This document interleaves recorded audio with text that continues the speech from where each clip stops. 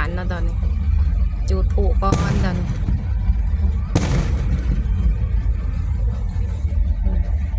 ก็จะจูดผูกเป็นสัญญาณเตือนเนาะก่อนบังไฟลานสิขึ้นกล้าไปไก่ตอนนี้ก็อยู่เทิงรถ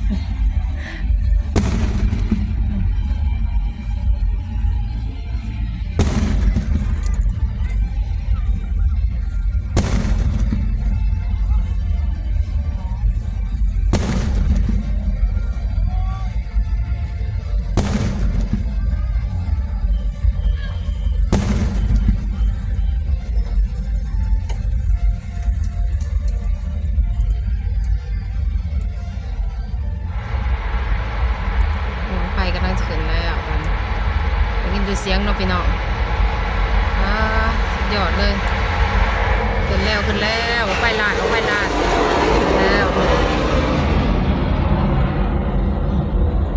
โอ้สุดยอดเลยขึ้นคักปัญญัง